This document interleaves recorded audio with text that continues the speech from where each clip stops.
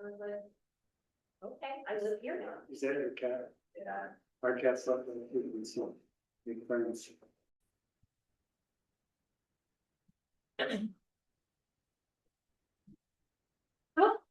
Last meeting. All right, I will call the Ridgway Town Council special meeting on Tuesday, June 16, 2026 to order, and Mr. Roll call, please. Search Bramley, Here. Grover, here, Montague, here. Bill, here, Greenwood, here, Mayor Pro Tem Lincoln, here, and Mayor Clark. Here. Nobody has a. All right, we have two things on the agenda tonight. First one is item number 1, notice of award for the Beaver Creek Infiltration Gallery project. Thank you, Mayor Soder. The town issued a request for bids, an RFP for the Beaver Creek Infiltration Gallery project in late March, after the redesign for the infiltration gallery was completed. The town received 2 bids by the deadline. One was from Meridian Contracting and the other from Ridgway Valley Enterprises. Meridian's bid came in at $641,386. Ridgway Valley Enterprises bid came in at $752,043.50. We have talked several times now about what an infiltration gallery is, and there's information about it in the staff report.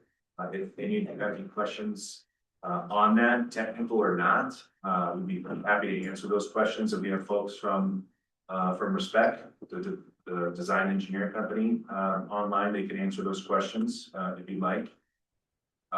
Staff is recommending that council award the infiltration gallery project to Meridian Contracting, given their bid amount and their recent work doing the Beaver Creek diversion restoration project. So we all feel that they're a good fit to complete this work. They're just on the heels of doing the other project, and they have identified that they would be able to begin work in early to mid August, give or take. So that's the short of it. There's a lot more information in the staff report, specifically about the financial pieces of both projects, and there's a lot of moving parts, but really try to give a go at what the final numbers could end up looking like when you take into account both projects. But with that, I have to answer any questions. Do they hope to have it done this year? Yes. Any other questions for either Preston or the Respect people who are online, Alan and Michelle? Yes,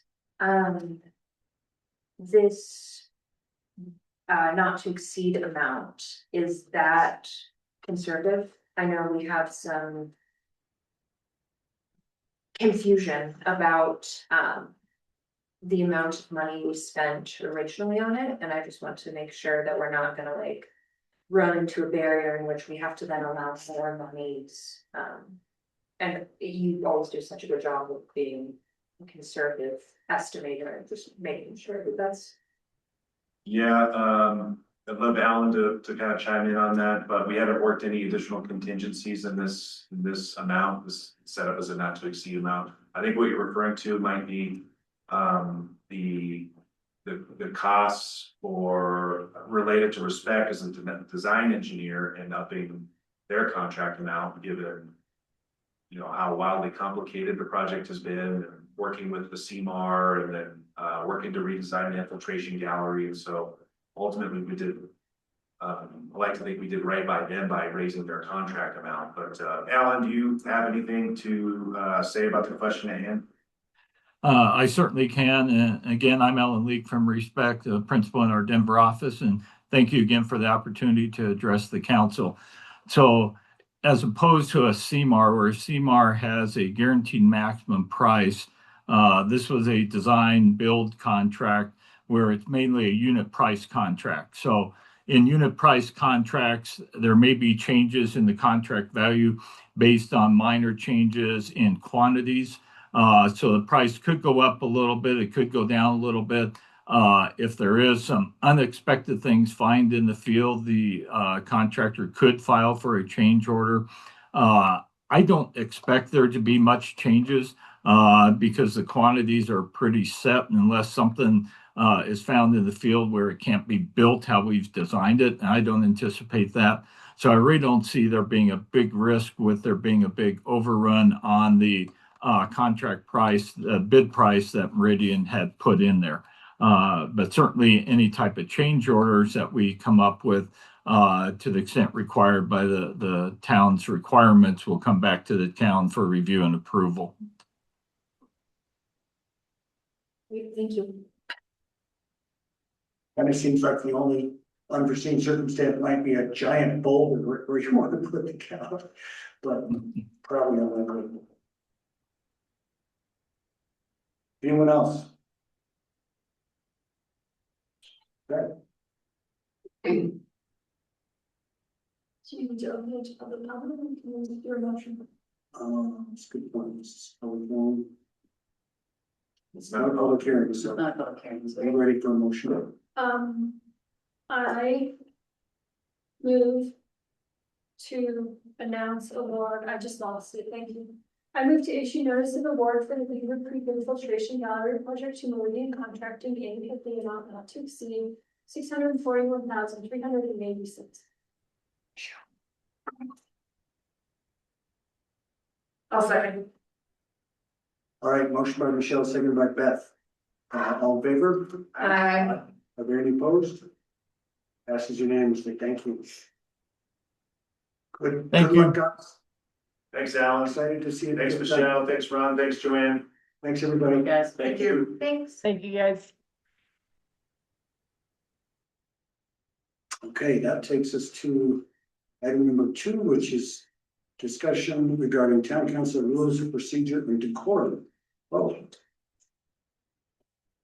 Thank you, Mayor. So, Preston's got a PowerPoint presentation. There were quite a few materials in the packet. I'm sure you guys read them all in detail. No, it was made mainly for, examples of kind of what other jurisdictions have done in terms of rules of procedure and rules of quorum. The purpose of We don't have PowerPoint on that computer. the purpose of this afternoon's presentation is to have a refresher with respect to what exists for the town and then to maybe highlight some good meeting protocol. And if there is some direction that the council wants to provide to staff, we'd be happy to undertake that if there's a desire to update what the town has. While Preston's getting the PowerPoint presentation set up, I guess I just want to start with the rules of procedure in general. There has been a shift from Robert's Rules of Order. I know everybody in this meeting does a lot of board work, so you guys are familiar with Robert's Rules, and that's 370 pages of pretty antiquated parliamentary procedure. I think it kind of goes back to the 1800s in some respect. And more jurisdictions are opting out of Robert's Rules and are taking Bob's Rules. And so Bob's Rules were included in the packet. I'm not aware of anything that the town has on file with adopted rules of procedure.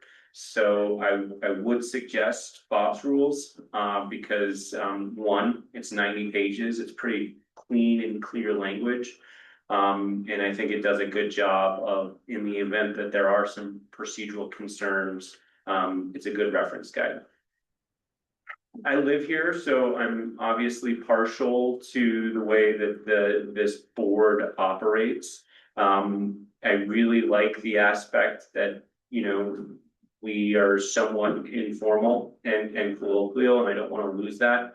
I have other clients and jurisdictions that I work for where immediately something comes up and they're digging into the procedural rules, and it's either a dispute over personality or something else is going on, and it prevents the town from doing business. And so, with presenting these materials, it's not my goal to kind of go down that road, but at the same point in time, I do think it's good to pay attention to these things.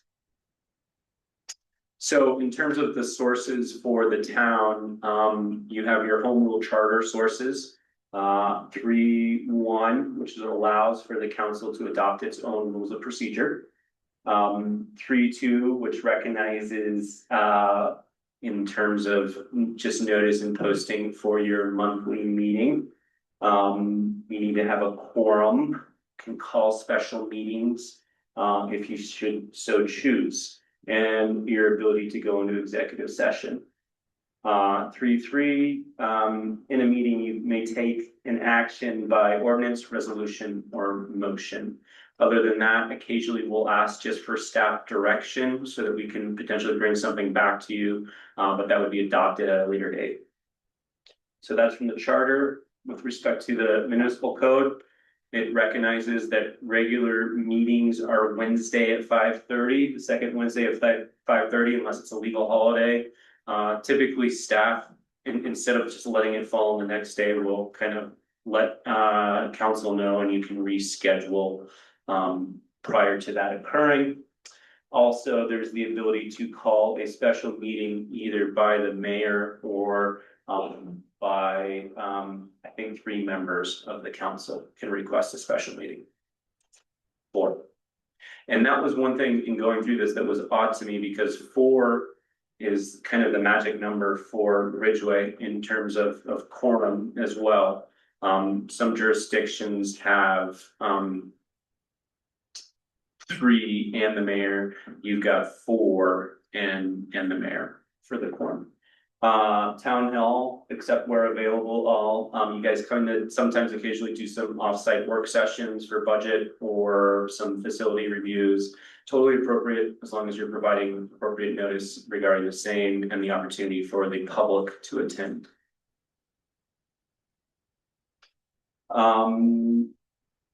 So no action may take place unless there's 3 councilors or the mayor or 4 council members.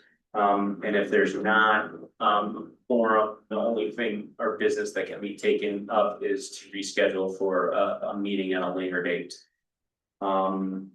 Open to the public as per open meeting law, and that goes to the boards and commissions of the town as well. So sustainability and advisory board, planning and zoning commission, any of the other council specific boards. Now, there is participation by council members on some town committees and organizations like the chamber. That doesn't require noticing, that doesn't require any of the quorum requirements. It's just those town organized boards and commissions. Recognizes your ability to conduct executive session, closed door session, and we've been through that. And then you have rules of procedure. These rules of procedure were included in the packet materials. These were adopted in 2018, I believe. And so just a quick run through with these. So when you guys are sworn in, you take your oath, right? Abide by the Constitution, the federal Constitution, state Constitution, home rule charter, and laws of the town of Ridgway. And so that's what applies here. You don't have the authority to act unilaterally unless you can tie it to something.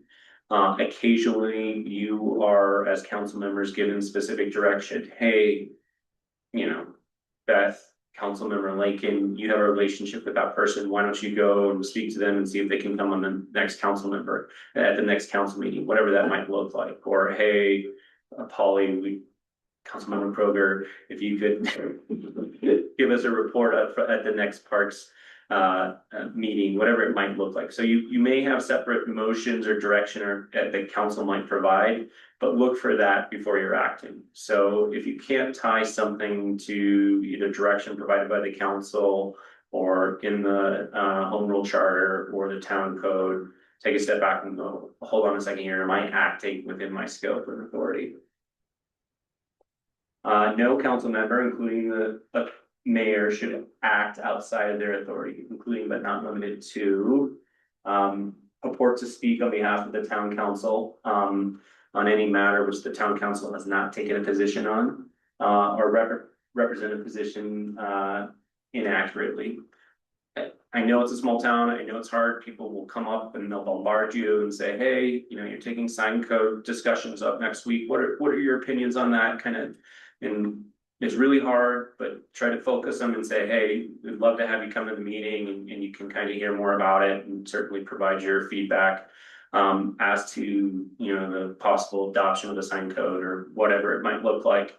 If they can't attend, suggest that they provide written comments to Pam or to Deb or members of the staff so that they can still give their opinion in the packet or on the record. No member shall make commitments or promises individually on any matter for which the vote or consensus of the council is required. Basically, no unilateral action. At a council meeting, no one member shall attempt to dominate the discussion. Each member shall strive to speak once on any topic and then allow each member to speak on that topic before speaking again. This isn't to say that you have to weigh in on everything. If you don't have an opinion on something, you can certainly say, hey, I don't have an opinion on something. But I will give kudos to the mayor. I think he does do a good job of going around the table and making sure that each member of the council has spoken before you open it up to repeat comments or open it up to public comment, whatever that might look like. Comments should be directed to the mayor or to the council as a whole, not to individual members of the public particularly. I absolutely recognize that it's really hard and you might be getting attacked personally and you want to respond and kind of speak out, but it's important that we kind of stay away from the one-on-one and focus to the meeting chair. So, you know, generally the mayor, or if it's the planning commission mayor, chair, or if the mayor's out, the mayor pro tem, whoever it might be in terms of leading the meeting and having the comments focused there. In the mayor's absence, the mayor pro tem shall be responsible for providing all of our meetings, unless granted by statute, the charter, or something along those lines. There are sometimes unique situations where, like, we would have a hearing, a planning and zoning commission hearing within a council meeting, and then you would have the planning and zoning chair kind of step in for that portion, or there's situations where the mayor or the mayor pro tem have a conflict, so they need to step away. In that case, the mayor could appoint somebody to serve for that agenda item.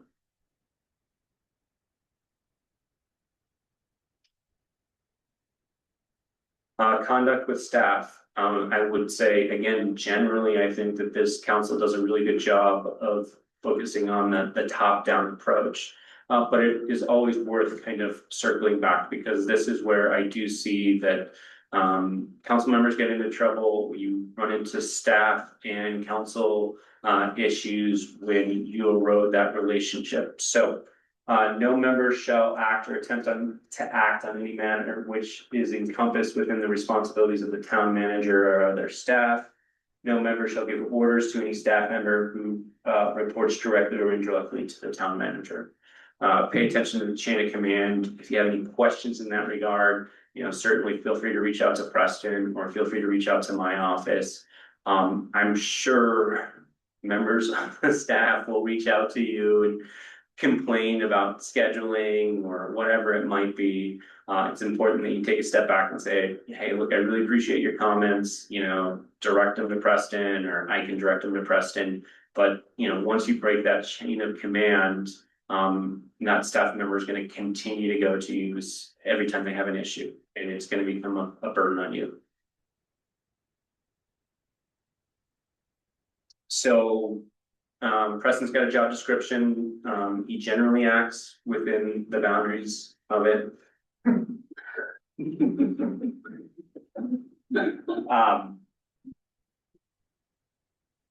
It's important that no member individually direct Preston, but you guys do it as a whole. You go through a review of his contract, you go through a review of his job description. If you have some concerns or some questions you want to add to that, you know, that's the time to do it. Certainly, we want to invite that if you have general questions or specific questions, feel free to reach out to Preston. The issue that presents itself is if you're giving him individual direction and saying, hey, it's really important that you plow in front of Sabeta when there's any snow before you do anything else, or, you know, egregious examples like that, whatever it may, fill that pothole in front of my driveway before anything else. And I'm confident that that doesn't happen, but it's good to just kind of make that reminder. As I said, individual members may make reasonable inquiries to the town manager concerning matters pertaining to the decision-making responsibilities, but don't give any sort of specific or direct orders.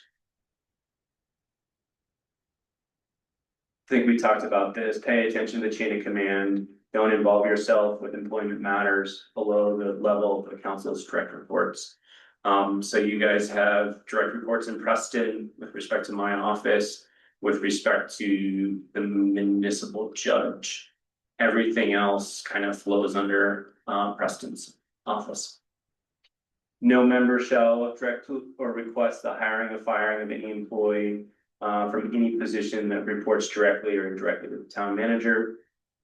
When in doubt about staff contact, should reach out to the town manager. If it's concerning the town manager, you know, you can reach out to the mayor. If it's concerning the town manager and the mayor, you can certainly reach out to my office.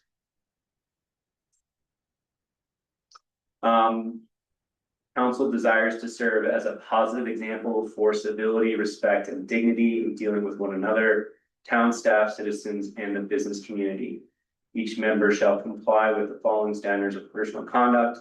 Each member shall be fully prepared to participate in town council meetings and other public forums when representing the rights of others to be heard and give due process and consideration their views.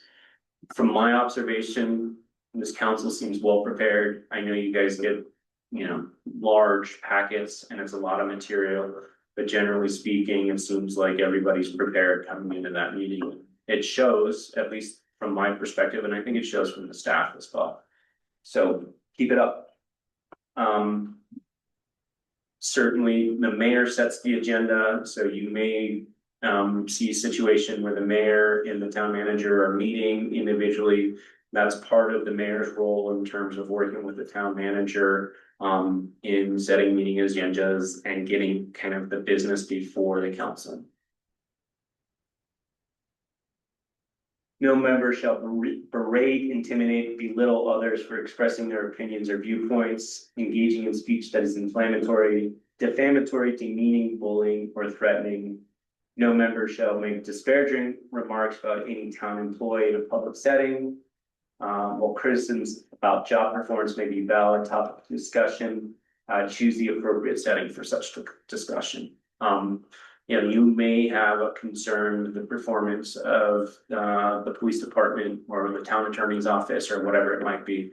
It's not appropriate to bring that forward just as a general topic for discussion in a council meeting, but go to Preston and say, hey, I think we have a personnel issue here. He can kind of consult and say, okay, is it appropriate that we do this in an executive session? Is it appropriate that I take a stab at having a one-on-one conversation with that person, whatever it might be? But pay attention to the context. So you guys are employees of the town. You guys are paid by the town. You're subject to the employee handbook with respect to the treatment of employees, including paying attention to harassment, discrimination, and bullying. Inquiries or requests for staff support to the town manager and shall respect the limits on staff and support. I think we've seen examples of that where it's been respectfully, hey, we've got the dump day. Was there any chance we could get staff to kind of some members of staff to come out and support that? That seems like a reasonable inquiry that's been handled well in the past. So situations like that. Each member shall comply with applicable state statutes, home rule charter, municipal code, and any rules of procedure. If there is a violation of these standards of conduct, there can be disciplinary action. That usually starts with a vote of a majority of the council members. Gone through those processes, and they're not very fun. It's just an agenda item where you're looking at, hey, was there a violation of the personnel conduct by such and such council member? And it's kind of like a mini trial that's folded into a board meeting or a special meeting, and everybody from the public and the press wants to come out and one, observe it, and two, give their 2 cents about either the conduct or the character of the individual. So it's not fun, don't do it, and abide by these rules. If there is a violation, there could be a recommendation for remedial or educational training. CIRSA is a great resource if you guys are looking for additional resources on board member conduct. Same thing with Colorado Municipal League. There could be a public warning or a censure. There could be removal from any sort of appointed boards.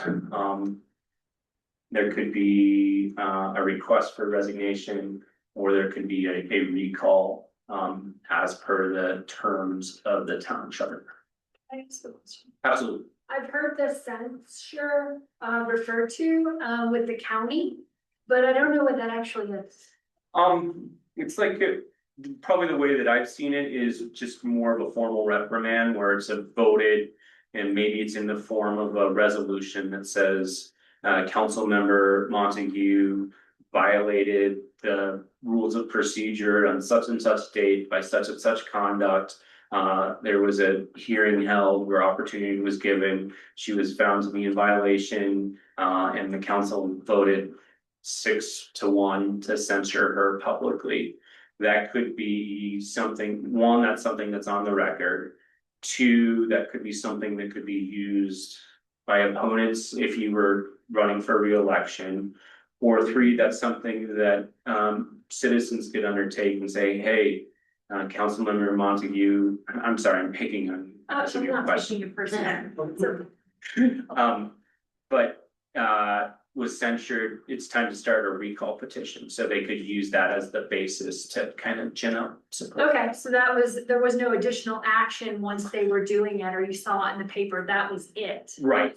So there's no like, it's not like it gets turned over to the DA's office, right, or, right. Yeah, okay, It's just a formal step on. I get it. Yeah. Thanks. Because ultimately, we are all elected officials and don't have say so over the others. John gets to have a say on how the meeting runs, but like. I'm not the boss of any alls, and John honestly, actually, other than conduct of meeting, isn't the boss of us either. Yep. So it's like, you don't have a lot of recourse. Yeah. More frequently, I see censure not for bad acts, but when there's frustration because board members are just like 3 or 4 unexcused absences in a row, and there's just a frustration because the other board members have, hey, it's the second Wednesday of the month, town hall, 5:30, you can attend via Zoom. Like, where are you? And if that happens like 3 or 4 times, and there's been those background conversations like, hey, Josie, like, really need to come, and she's still not showing up. That's where I've seen it more recently. But now with Zoom, that kind of makes it a little bit easier for people to participate remotely. And that's only on like unexcused absences, right? Certainly the mayor and the council recognize excused absences for travel or other commitments, whatever that might look like. So, one of the jurisdictions that I work with, they've folded their code of conduct into their town code. I would not suggest that Ridgway do that, because it's a lot easier to adopt and modify a resolution versus a municipal code that's an ordinance, and you have to have at least 2 meetings to put it in or to unwind it. But I think they have some general stuff. One, that is just kind of some common sense stuff, and then 2, are some of the things that we hear from SURSA when you guys do the SURSA training in terms of standards of conduct. So, you know, if we were looking to, and I'm not, again, this is a training, this is a refresher, this is not a reprimand or any sort of finger pointing or anything like that. So I don't want it to come across like that. But, you know, paying attention to things like be dependable, demonstrate patience, demonstrate ethical principles, listen attentively, model professional manner, maintain integrity. Unacceptable conduct, displaying antagonism, speaking rudely, spreading rumors, inciting divisiveness. So I guess I just kind of like these because it's just a little bit simpler, right? Like it's, hey, big picture, focus on being a good person and being polite in meetings. This is kind of directly from what we hear on the board member training, some of the materials from SURSA. You may have sought counsel for a specific reason. You're a proponent of the build out of frontier field, or you're a proponent of alternative energy, whatever it might be. However, once you become a member of the council or a member of the board, you're now an official of the town. So you're an outsider to an insider. You may have been a critic about certain things. Well, now you're a representative of the town government. You may have just had one issue that we were focused on. Now it's important that you're a decision maker for all issues. That says you should think in terms of we, not I, behind Joanne's little box there. So then any other questions? I just want to briefly hit upon public hearings, public comment, and then some quick topics for meeting protocol. And I meant to say from the onset, like I intend this to be informal, so if you have something, just interrupt. So when we have a public hearing, that's the script that the mayor goes through. We generally have a public hearing when it's specific to a property right, liquor license, marijuana license, rezoning, some sort of entitlement that's specific for a property. That differs than something that's legislative and affects the whole town, like a leash law or a curfew for children or whatever it might look like. The mayor declares the public hearing open and outlines the general procedure in terms of which item will be considered. Staff introduces an item, that's Preston, that's Angie, that's myself. Enters all the exhibits into the hearing record. So that's the staff report, which has, you know, usually there's a recommendation. Most often there's a recommendation. There's any sort of referral agency comments. So with a liquor license, if we have any comments from Department of Revenue or the state on the license, that will be in there. If it's a hearing on any sort of subdivision, it would be, and there was Army Corps comments based on river setback or something like that. When the application is referred out, what comments we've received are included in that. And then there's generally a recommendation. Then it goes to an applicant presentation. The applicant should focus their presentation on the materials that they've submitted, not any sort of extraneous materials or something that's outside, but focus on the application itself. After you've had the presentation from staff, the presentation from the applicant, allow for public presentation, needs to be focused on the specific topic, state their name, whether or not they're a Ridgway resident, and whether they support, oppose, or neutral about the proposal. Should just try to have one speaker at the podium, and then limited as to a time set by the mayor. And I think, Mayor, you do a really good job of letting everybody talk, which I think is a good thing. I think collectively, we probably need to be more mindful of the clock and the time. And I know it's hard and it feels super aggressive when you're like, hey, time. But at the same point, it could lead to people saying, hey, look, you gave a perception that you gave the opponents 35 minutes and you gave the proponents 10 or something like that. So that would be one suggestion that I do have. After hearing all the testimony, council members may ask questions of those individuals who have testified at the hearing, including staff and the applicant. Both staff and the applicant will be given the opportunity to respond to all the questions raised by the council members and anything from the public. After the question and answer period, the mayor shall declare the public hearing closed. After the public hearing is closed, council should discuss the merits of the item. Following the discussion, council shall take the action as it may be permitted. So, generally that looks like approve with conditions, deny, refer it back to staff and the applicant, or continue it based on something specific. And if you're continuing it, it's with some type of direction that's provided. Yeah, I think one thing that is always tends to be a little bit tricky is that public comment period and back and forth. And I mean, we talk about question and answer, but I've always been guided to say, if a member of the public wants to come up and make a question, make a comment, and they ask some questions, we're not to respond immediately to those questions. We thank them for their testimony, their comment, and then we ask if there's any more. And when we're done with public comment, I close it and allow council and the applicant to address those questions. And staff, exactly. That's exactly right. And it's so hard because they're saying something and it's like, there's a, for me, there's like a bright red light that says, I want to answer that. Like, and it's like, but then it gets, and the reason that we do this, and I think the council understands this, because if under a public hearing, quasi judicial process, the town approves or denies an application, and the applicant wants to appeal the decision, or a member of the public wants to appeal the decision, the next step is for them to file a complaint in district court.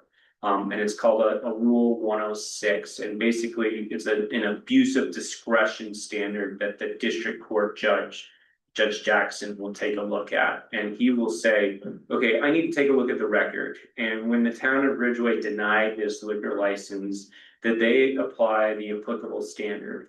And when he's taking a look at the record, he's going to take a look at the meeting minutes and the transcripts, the recording, whatever we have. And if he can't, from his review, understand, well, where were we in the process?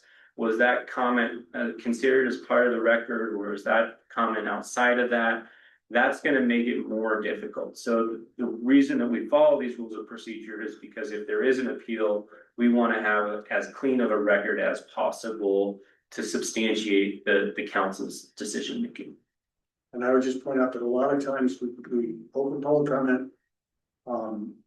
We take it, people finish, and we close it, and we start deliberating, and then somebody in the audience wants to respond to something that was said. And we have to say, I'm sorry, public comment's closed, you can't say anything.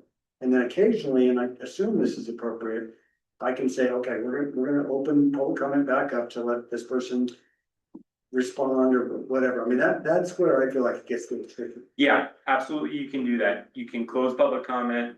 You can reopen public comment. If you reopen public comment, it can't be limited. It's reopening the public comment. Now, you can say, look, we're not going to take comment from people that have already spoken, but if you have something new or something that's added, you can come in, and then again, you go back to once you close the public comment, go back to the applicant, go back to staff and say, okay, on the reopened public comment, is there anything more that you want to add? It's always frustrating. It's particularly frustrating for the public that doesn't understand why we have to do it that way.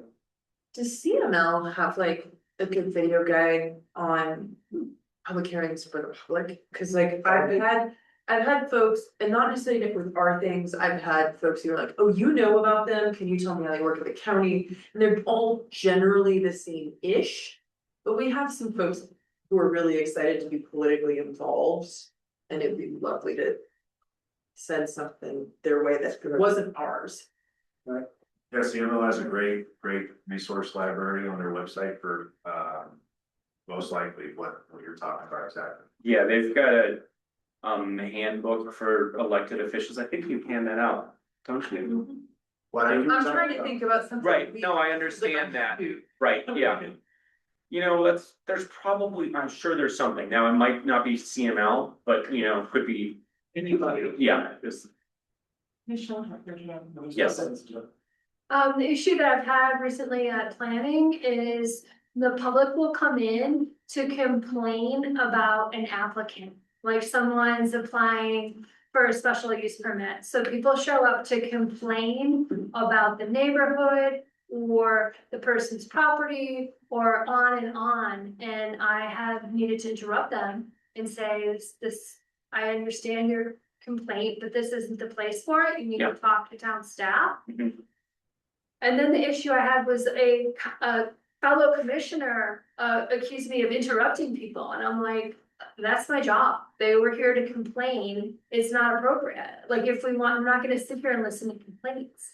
Yeah, Is that correct? that's absolutely correct, like as I said in the slide. I thought it was in the packet. Members of the public may only speak on the specific topic of the public hearing, so that's not personal attacks, that's not something about the applicant's character or something along those lines, and so it was absolutely appropriate for you to interrupt that, and, you know, it's advisable that you and that planning commission member have that discussion, you know, maybe outside of the planning commission, so that, you know, we can kind of air our issues, you know, not before the public, but yeah, the focus should not be on the applicant, the character of the applicant, what they've done in the past, but it should be on the application that's pending before the planning commission or the council. Yeah, and it gets heated sometimes, like people are very yelling. Right. Like, oh my God. No, it absolutely does, and it's not an easy job.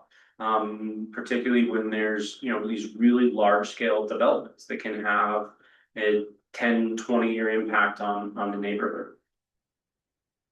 Thank you.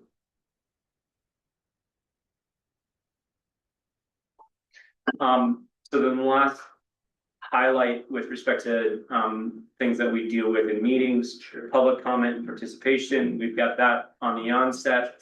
Again, the comment from the public should not be attacking staff, should not be attacking council members. It should be something specific that's not on the agenda. Hey, the town needs more dog waste stations. The town should take a look at noxious weed along the river, whatever it might be, something that's not on the agenda, but something that somebody wants to bring forth as a concern. In those situations, it's again appropriate to not engage in the back and forth, take the comment under advisement. If there's something specifically that you would like staff to do as a follow-up, you can absolutely direct staff to, hey, you know, it's a really salient comment, why don't you follow up with that person and try to get some more details, or yeah, that was a great point, let's go ahead and try to get this back on the agenda at a future meeting. That's appropriate, but what's not appropriate, and it's really easy to feel defensive, is to stand up and say, you know, you've got this all wrong, you know, whatever it might be. Occasionally we have people that are ready, they've got their hot button topic that they want to talk about, and they stand up to the podium and it's like, well, actually that is the agenda item, that is the marijuana hearing or whatever it is. So we do have to remind them, hey, this is just for the non-agenda items. I would love for us to be stricter on that maximum of 5 minutes on public comment. A lot of times people are great, they're 2 to 5 minutes, they're just saying their piece, but sometimes you turn them into a 10 or 20 minute thing. And in that situation, I think we need to shut them down, so you know, this needs to be put on the agenda, the council should be given background information ahead of time for us to all review, like just being more efficient use of our time. Because I think that is one thing, like, John, you're so good at letting people feel heard. But then sometimes we need to make sure that public comment is truly limited to 5 minutes, and if they have way more to present than that, then it should be an agenda item. With information given to all of us to review ahead of time, instead of just. And it sounds like you're specifically referring to the, like at the beginning of the agenda. Yes, public, the open public With, comment. went on and on about 4 different items. Yeah, Oh, even that though, I think he still said to 5 minutes. He Yeah. had a long list. He still said, I'm not even referring to him at all. Okay. Just But, in the yeah. last 2.5 years of sitting here, like, there's times where People kind of go. you're really good about letting people feel heard, but sometimes you be more straightforward. You're like, hey, yeah, this maybe needs to turn into an actual agenda item next month. Can you please provide us with all this information ahead of time to review? That we're making more educated comments on it as well, and we're respecting people's time on. No, it's a good point.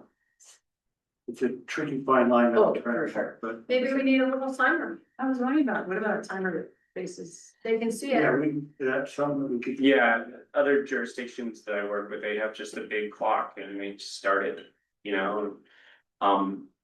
Like it can be abrasive, like I absolutely understand it, but at the same point in time, once you start. You know, a couple meetings, you have that, it's a learning for the public, learning for the council, and then not really bleeding over into that time. One thing that I think we should maybe do a better job of is just one person speaking at the podium at a time. I know it's really hard, and we want to encourage groups and stuff like that. But it can go to either a perception thing or a confusing thing in terms of, well, who's the designated speaker? And if we're going back to council, comments from council should be directed to the mayor, comments from public should be directed to the mayor. It's easier if you have one speaker to do that. I think it gets confusing when there's someone's presenting an application, right? They need to step away from the podium. And then if the public speaker has a question, that same thing about we're not answering questions at this time stands, right? Because usually the back and forth ends up being the applicant trying to answer the question and then it gets sideways. So, I think I am hearing maybe it would be good for us to one, kind of rewrite our script for the public hearings, and include that in the packet, and maybe also make that available on the website or somewhere to the public, so that we're trying to make that procedure available. Again, on public comment, council may clarify statements related to any speaker comment, but should not enter a debate with the speaker. Comments should be limited to town-related topics, which are not on the agenda. Council members should not interact with the speakers, but may follow up at the later. So yeah, and then if somebody says something that's really salient, you may not want to, please don't interact at that point in time, like when they're speaking, but if you see them at Music in the Park or something, say, hey, it was a really good idea, why don't you go to the mayor or go to Preston and try to get the materials and try to get that on the agenda, like that's totally appropriate, whatever that looks like. And then public comment on agenda items, again, I would say, John, I think you do a really good job with this. Persons may speak during regular council meetings on any items scheduled for consideration. Speakers may only speak on the specific agenda item itself. Some towns that I represent, they do not allow for public comment on agenda items. It's just during the public comment period, and then it's just during public hearings. It's interesting. Say that again. Some of the jurisdictions I represent, public comment is only allowed during the public hearing or during the public comment period. Not to beat it to death, and you said you put it in the packet. But I think it's tricky when someone comes up with questions and then we all just sit there and look at them, including the applicant, like, oh, we're not answering any questions. So you're saying once the public comment is closed, we can choose? The mayor or the chair can choose to answer questions? How does that work? No, it should not be answering questions. It's an opportunity for staff or the applicant to reply to the public comments. So the applicant can. Yeah. Okay. And maybe it would be good to like state that at the opening of it, because it seems like the public isn't clear on that. That's good. Okay. Just some meeting tips to close this out. Recognize who the speaker is, what the agenda item is, maintain time limits, maintain orderly discussions and orderly public hearings. The mayor, the meeting chair sets the agenda and controls the floor. Speaker, staff, and the public need to follow established rules of procedure. Speak through the mayor and the chair. Public and council should address their comments to the mayor or to the chair of the meeting. Reduce direct confrontation and harassment of any speaker or viewpoint. Duty of the mayor or the meeting chair to preserve order and decorum. No personal attacks amongst council members. from staff to the council, from staff to the public, from council to the public. Debate should be on the merit of the agenda item and not on the personality or viewpoint of others. No interruptions, don't interrupt the speaker unless for a point of order or procedure. If there's a time limit and that's been expired, then, interrupt. One meeting, not two, so avoid sidebar comments or editorializing. Strive for short meetings, allows for more focused discussion. Clear for the council, staff and public as to where you are on the agenda and the matter at issue.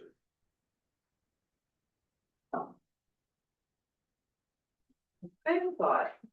I noticed in Golden's rules of decorum, they have timely adjournment. And I'm wondering if we maybe should consider taking that on as well. I know personally, I reach a point in the evening that I'm all done. My brain is no longer good. We've reached a point of diminishing returns.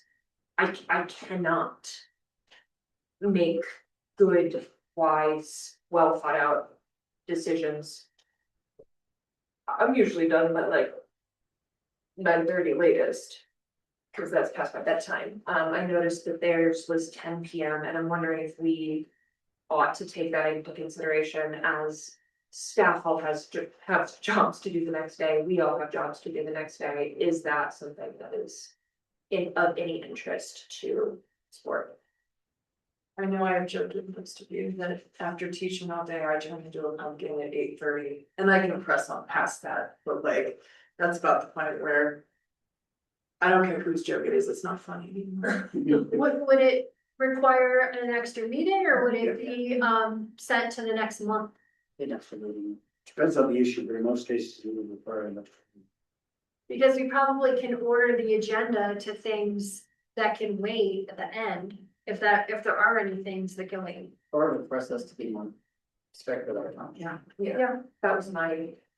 I mean, I would be very interested in that. I mean, I'm no longer working in the school, but after decades of that, my brain is cooked at 9 o'clock.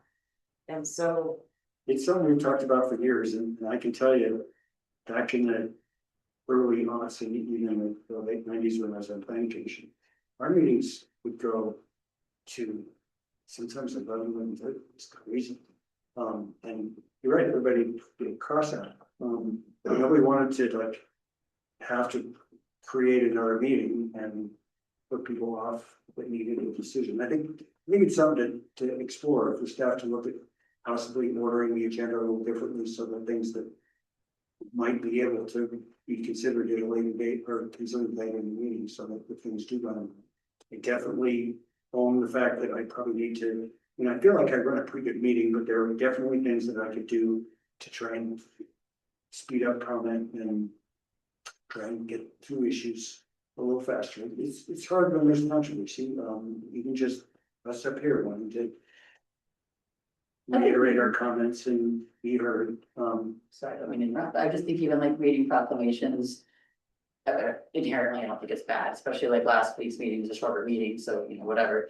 But maybe even that kind of thing, like paying attention to like, if we have 24 things on the agenda tonight, let's not even take the 3 minutes to read a proclamation. I don't usually read. I know you don't, I'm trying to think of ways to shorten it without being like dismissive or, whatever to the issue. But if we're all like, yeah, obviously we're gonna say yes to this proclamation, we're all on board.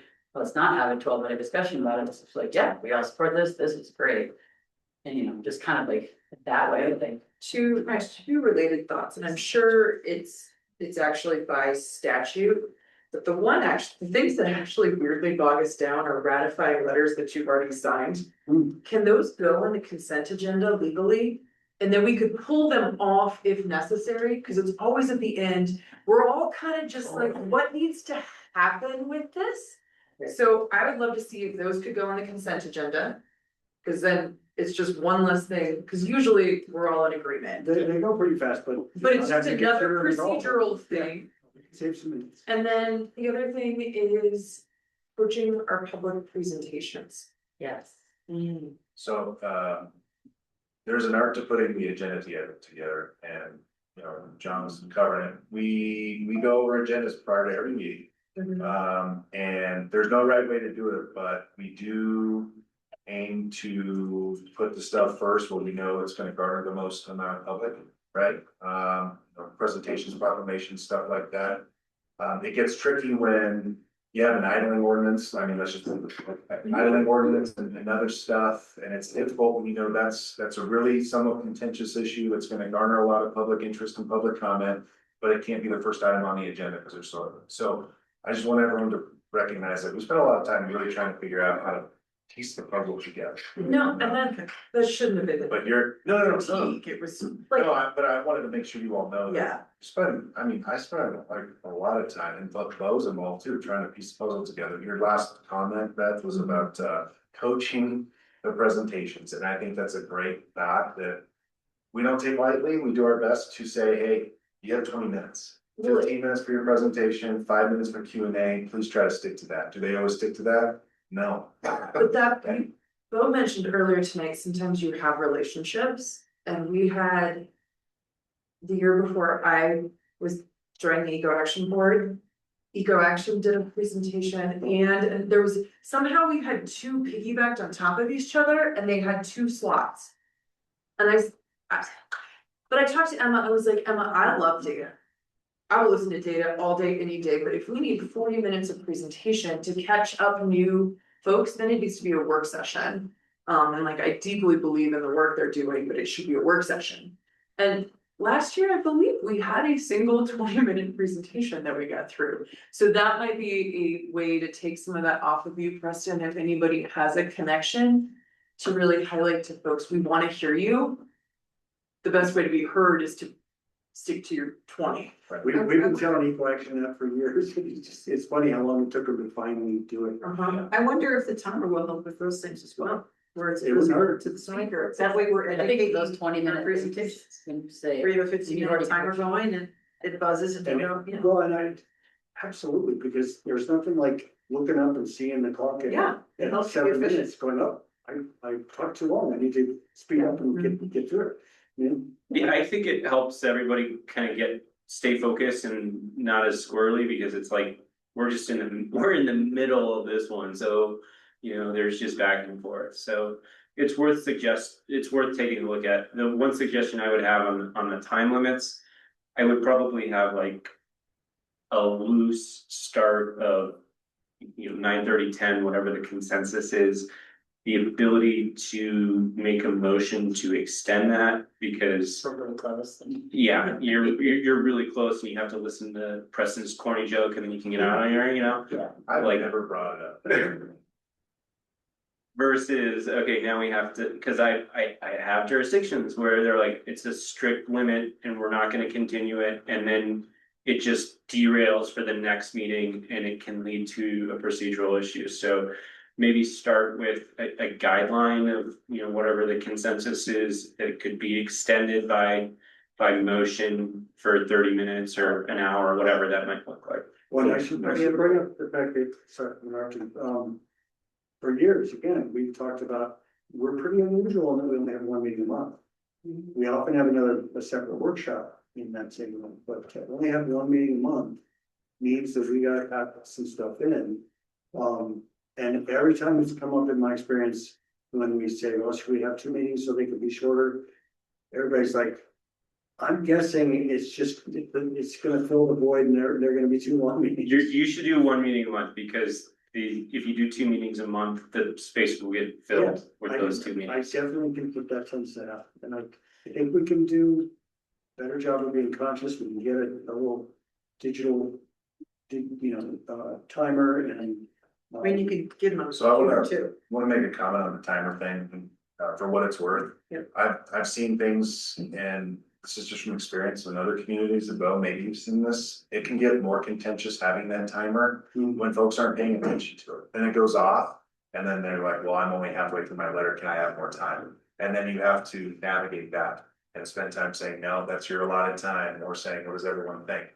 And so, and then it gets into, well, we give them a minute heads up, like in the 5 minutes. Me or someone else says, you have 1 minute left, kind of thing, as a prep.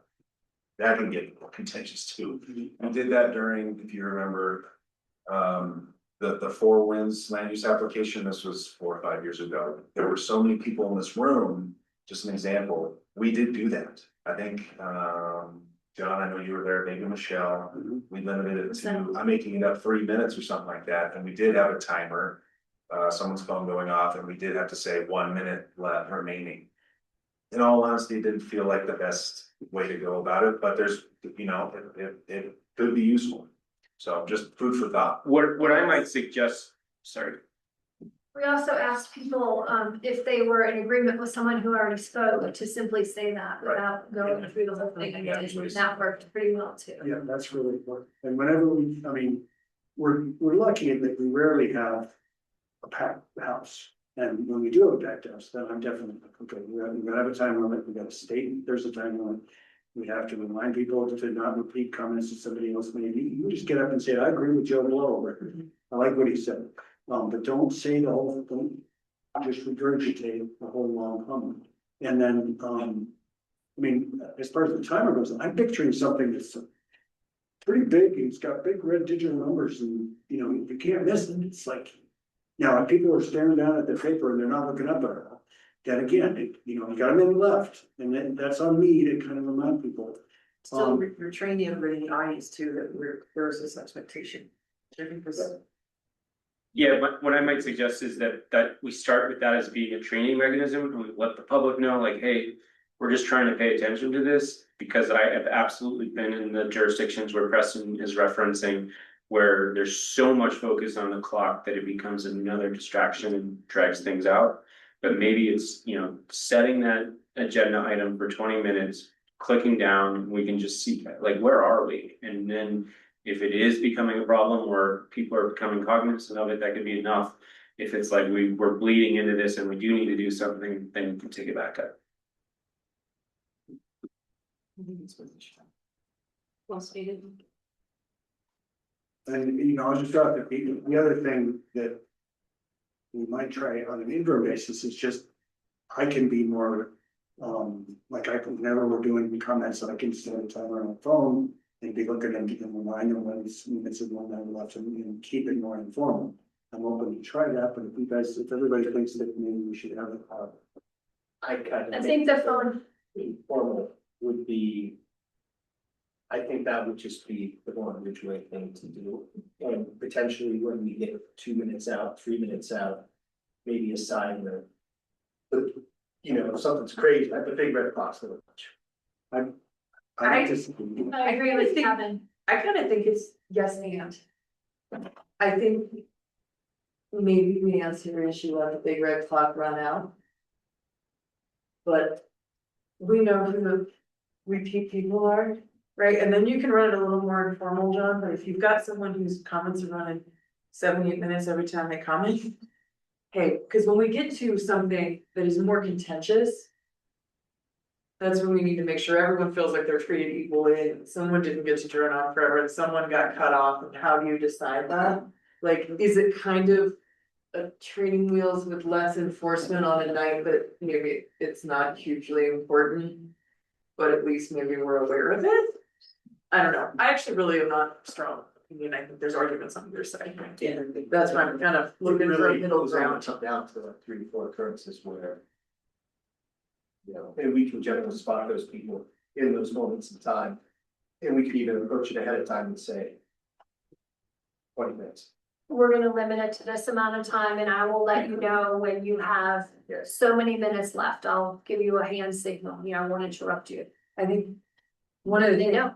yeah, and I think one of the things we all have to think about, because. Kind of getting people to agree with something that was already said. They want to say their piece and make sure they felt heard, and if, I think some people think about public comment as like a tally system. And I know we all know that's not exactly a tally system. But how do we make sure they feel heard when we really do want to say? I also agree with what's been said about X.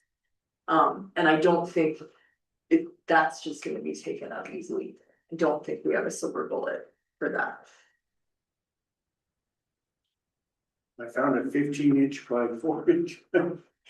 I love it, John. I would think something smaller would be less intimidating. You know, or you can even put it up on, I mean, there's all kinds of timers you put on the screen. Yeah, it's just getting people to notice it, and maybe that's the one which way that we could do it, is just have it be a small time in the sentence. And then I'm not, it's my duty to make sure that I tell people when we've got it. Or maybe the education is saying, hey, you already sent us your 15-page presentation, it's great. We're reviewing that at a meeting, you should have a 3-page synopsis. Like, don't read us the 15-page presentation that you've already sent us that we've already read. So I think that's actually where we come into the biggest issues, is people who send us a 15 or 30-page PowerPoint. It's in the packet, And and then we're they reading read ahead it, of time, and then they read us line for line the entire presentation. There's nothing worse. And so I think maybe even it's that education, like, hey, we really do want the 15 pages of information. But your job when you send up is not to read us the presentation, is to give us the 2 or 3 page synopsis. And ask if we have questions on the 15 pages that we read before the meeting. So I really do think that's actually where we run into the biggest. Like, time sucks, is when they read it line for line, a long presentation that they've already sent us that we've already reviewed. I think the It's same hard to thing, look enthusiastic. that's a Yeah. really, I really think that's well stated. You know what I mean? Like, you can still definitely hit your high points and say, hey, I know I already sent you a big presentation, what are your questions on the 30 pages I sent you? Yeah, as an Sure. example of that, as an example of that, in our last meeting, oh gosh, I'm so sorry, my brain just decided it was all done. Angie? No, not Andy, there was a really good one. A gentleman gave us a presentation and was like, I sent you 30 pages. Here's the 10-minute version. Yeah. And I was like, The Chamber of Commerce is like, Oh, Dave, yes, it was the tourism tour. Tourism. Thank you for helping me remember that. I was like, oh, you are wonderful. Well, that was an That's that example one. of coaching, because he wanted to do like a 45-minute presentation. I said, no, we're gonna do 15 I minutes. was super. And he said, I'll excited do to 10. short one, yeah. Right, and that was. Well, no, I'm just saying, like, some people are more receptive to that.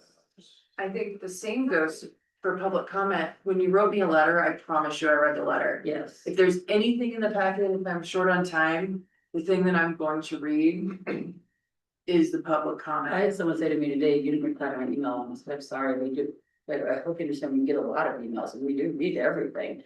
I just don't reply to everything, because I wasn't aware, maybe I should read, I don't know, but I don't know what everyone else does, but. If you send it to me, we read it, I mean, I feel like we all do that. I'm not gonna get in an email debate. Yes, Yeah. right, and that stuff It's is just just information. I think there's some good ideas. Thanks for your presentation. Yeah, thanks, guys. Are we gonna talk about Bobby's rules of order? Sure, we can. They Do were, you have questions? Well, I didn't realize that the town hadn't adopted anything, and I'm just wondering if we want to do that, and choose what we want to use from it. I mean, when I was reading it, one thing resonated with me as far as just how do you make sure every council member and I mean gets a chance to speak, so it's not the most assertive person speaks and you're kind of wait, you know, I don't quite have a clear definition of how that works. From my standpoint as the mayor, I try to make sure I give everybody an opportunity to speak. I talked to Josie after the meeting last meeting about how I kind of cut her off when I thought she was being herself, and I try not to do that, but I certainly make conscious effort to, every issue to say, look at each one of you in the eye and say, you gotta do that. So, you know, I'm hoping that addresses the issue you're talking about. If we need to formalize that somehow, I don't know, as I said. Yeah, it is, yeah, go, sorry, no, I didn't mean to cut you off. No, but it's helpful. In the Ridgway Town Council standards of conduct in section 1, part B, part A. At council meetings, no one member shall attempt to dominate the discussion. Each member shall strive to speak once on any topic, then allow any other member to speak that topic, yada, yada, yada, yada. So it's in that. I feel like we have it and maybe we just revisit it, you know, more often or, you know, keep it handy, keep it in mind. I also think that, I know. I've looked at people and Polly has looked at somebody and Polly's like, oh, I noticed someone is not, because. You've got 10,000 things you're managing while running a meeting, it's not, that's not on you, I think. We have done that somewhat informally, and, I think Bob's is like a great thing to rely back on if things are heated and you have a framework. I also think being overly structured about it isn't going to make anybody feel good. And is going to be really hard to apply evenly without drastically changing the tone of our meetings. And making them significantly less Ridgway. I But would, like the vibe is right. I would probably suggest you guys adopt some rules and procedures, just so that you have them. I absolutely echo what I've heard this evening, that, hey, we don't wanna get bogged down. Everything's, a motion and then a motion to amend the main motion, and then a motion to reconsider, and then it's just like, well, where are we? We're not having a natural discussion. So that being said, I think it's good to have rules of procedure. I think if you were going to adopt them, we should probably have another quick primer on, hey, these are the salient points. So that, because when you adopt those rules of procedure, the public's gonna grab onto it as well, and you can have members of the public that say, hey, you're out of order for X or Y. And then you're like, am I? So I don't think it's fair to just adopt them without having like a little training thing. CML has some amazing resources on, a guide to Bob's rules of order. And so if you were going to adopt something, I would highly suggest that you have a little training on it so that there is a familiarity, so. Yeah, makes sense to you. Yeah, I mean, I just sitting here thinking, I've done a lot of, testifying by Zoom at the State House in the last couple of years. And I urge you, all of you, to just zoom in one of those meetings sometime next session and see how stickler their procedures are. It's fascinating. Nobody can say anything without being recognized, and then everybody's always like, thank you, Madam Chair, thank you, Mr. Chair, thank you, so-and-so. It's so formal, it's super formal. And, I don't think that's where we're gonna go, but I do think there's a middle ground between the way we have operated. And honestly, I mean, I've been in meetings for so many years. The next person who comes along is gonna have a different approach, and for them to have a foundation to work from is probably gonna be a really good idea. So, maybe we could direct vote at, put together like a list of the selling points. Yeah. Distribute, and then we can either have another workshop or we have another sort of short meeting we can try. Maybe it's just getting the material and then we take it back like at the end of the year, because it's kind of, to me, this seems like some cleanup, and we can try some of this informal stuff with the meetings, and then if we need to revisit it at the end of the year, we could do that, so. We're okay with that? Thanks. Thank you. Thanks, folks. Any other comments or questions or issues with this item? Is there anything else anybody wants to address? If not, I will say we're adjourned.